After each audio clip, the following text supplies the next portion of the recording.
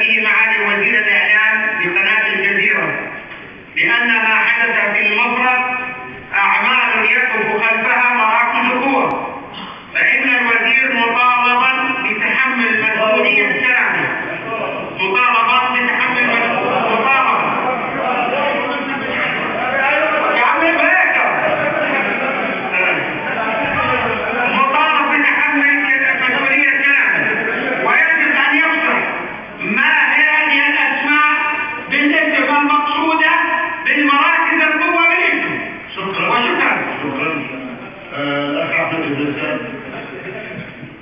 شكرا معالي الرئيس.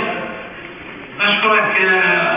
سؤالي حول تأجيل القناة الثانية لدى التدقيق في الاتفاقية المبرمة بين مؤسسة الإذاعة والتلفزيون والشركة بشأن استئجار البنية التحتية للقناة الثانية والتي تضمنت عدد من البنود.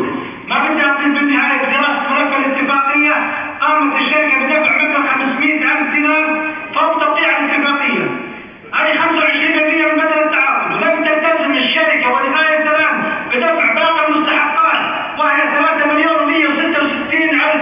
لماذا لم يتم دفع هذه المبالغ لغاية الآن؟ وأنا مضطر مش مقتنع بالإجابة من بدايتها ولا من معالي وزير الإعلام، وسأحول جوابي إلى استجواب معالي الرئيس. شكرا لك. معالي الوزير، في نهاية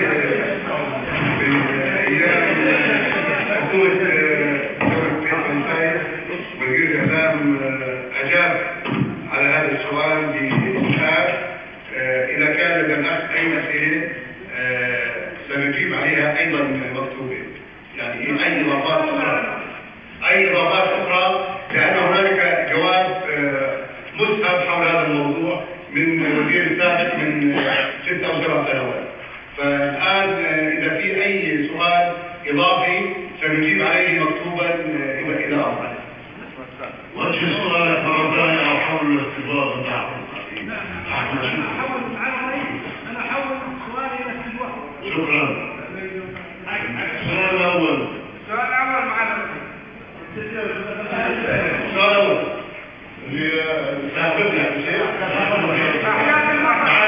على الرئيس في أسئلة أخرى حول إعلام في أسئلة أخرى 4 ملفات أو 3 ملفات أخرى 4 ملفات أخرى حول الإعلام. يمكن غاب والزملاء طيب. أولا بحيي الأخ مفلح على غيرته وعلى حرصه، بس حاب أقول إنه ما ذكرته أنا عن قوى شد عكسي أو مراكز قوى هو هذا كلام يرد في علم السياسة بشكل عام، ولا يمكن أن أسأل عن ذكر أسماء وأنا لم أذكر في الأصل الأسماء. أنا ذكرت حالة الشد العكسي، حالة موجودة في كل المجتمعات عندما تتم هنالك حالة، ونحن مثلا في الحكومة نعتبر أن كثير من مظاهر الاحتجاج أو غيرها يقف خلفها موضوع مراكز القوى. موضوع مراكز القوى موضوع أيضا موجود في علم السياسة، ونحن نعرف أن هنالك توجهات في الإصلاح يشارك فيها هذا المجلس الكريم والحكومة، وبالتالي فإن موضوع مراكز القوى كمسألة نظرية موجودة في كل الأوقات. لم أذكر أسماء، ولذلك لم يكن عادلا أن يطلب مني أن أذكر أسماء. أنا أذكر حالة، إذا سمحوا لي الإخوان، مرحوم الرئيس جمال عبد الناصر بعد حرب 67 وبعد النكبة قال عن نظامه بأكمله: نحن نعاني من مراكز قوى، وهو الذي نحن هذا التعبير، ومن دولة المخابرات، وحاول أن يبدل هذا الموضوع. نحن الآن نمر في أزمة، مرت علينا ظروف كثيرة جدا. كثير من الناس الذين كانوا في مواقع السلطة والنفوذ لهم مصلحة بأن تعود الأمور إلى الغد. شكرا.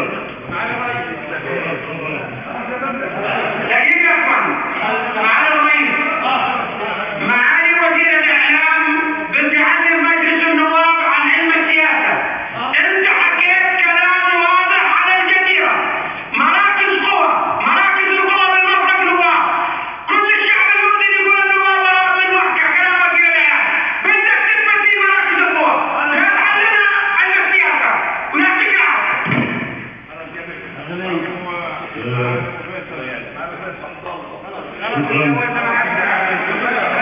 ويأتي أيها الأخوة الكرام، وأتتني مذكرة من 65 نائبا تقول: نحن النواب الموقعين بأبناء نطالب بفتح تحقيق في بيع مصنع البندورة في محافظة الموقع ومصنع البندورة في العاصمة، والذي تم بيعهما بثمن باهظ.